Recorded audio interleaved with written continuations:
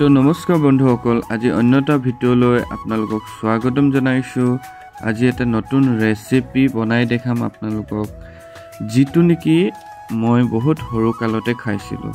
তাৰপিছত এতিয়া বহুত বছৰ পিছত আজি এই ডিছটো বনাম বুলি ভাবিছোঁ।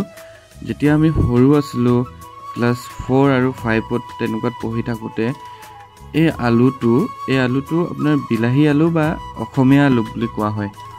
আপোনালোকক কি নাম কয় এবাৰ জনাবচোন কমেণ্ট কৰি। তো এই আলুটোৰ যিখিনি ডাঙৰ আলুখিনি বাছি লৈ এটা ৰেচিপি বনোৱা হয়, সেই ৰেচিপিটো আপোনালোকক আজি বনাই দেখাম। তো এতিয়া আলুখিনি বচা হ'ল ধুনীয়াকৈ, এইফালে পানী গৰম কৰি আছোঁ জুইশালত। তো আলুখিনি ঢালি ধুনীয়াকৈ উতলাব লাগিব। এই আলুখিনি ঢালি দিলোঁ। আলুখিনি আপোনাৰ এতিয়া উতলি আছে ধুনীয়াকৈ। আমি জুই কাষত বহি আছোঁ সকলোৱে, 3-4জনমান বহি আছোঁ আমি সকলোৱে। তো আলুখিনি ধুনীয়াকৈ উতলিছে, প্ৰায় আধা ঘণ্টা টাইম যদি উতলোৱা হয় তেতিয়া আপোনাৰ আলুখিনি হৈ যাব। আমাৰ আলু ৰেডি, আধা ঘণ্টা যিহেতু হৈ গ'ল, আলুখিনি ধুনীয়াকৈ সিজিলে। তো এতিয়া আমি এইখিনি চিলিম। আলুখিনি ধুনীয়াকৈ চিলি আছোঁ এতিয়া মই আৰু খাপলাং কাই দেই তাৰ নাম। আলুখিনি ধুনীয়াকৈ চিলি আছোঁ, কাৰণ যিহেতু সৰু অলপ টাইম লাগে, কিন্তু এইটো লোকেল হয়তো বহুত টেষ্টি হয় আলু। আপোনালোকে সকলোৱে গম পায়েই কিমান টেষ্টি হয়। আলুখিনি আমাৰ গুচোৱা হৈ গ'ল। এতিয়া এইফালে আমাৰ নিমিয়ে বনাব এইখিনি ধুনীয়াকৈ।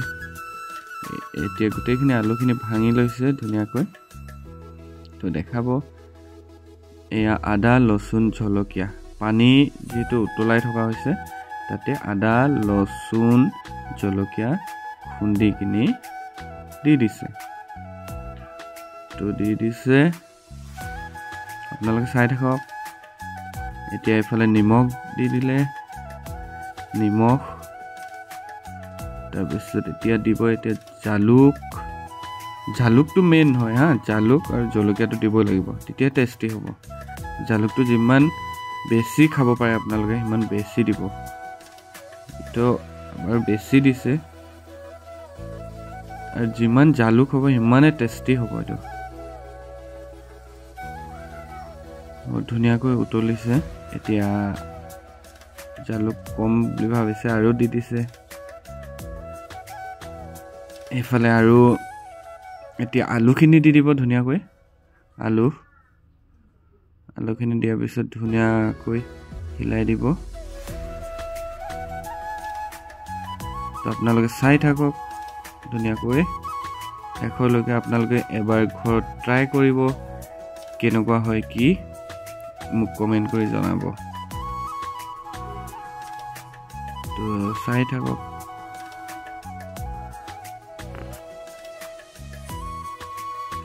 এইখিনি ভাঙি দিছে, ধুনীয়াকৈ ভাঙি দিব লাগিব, তেতিয়া ধুনীয়া হ'ব।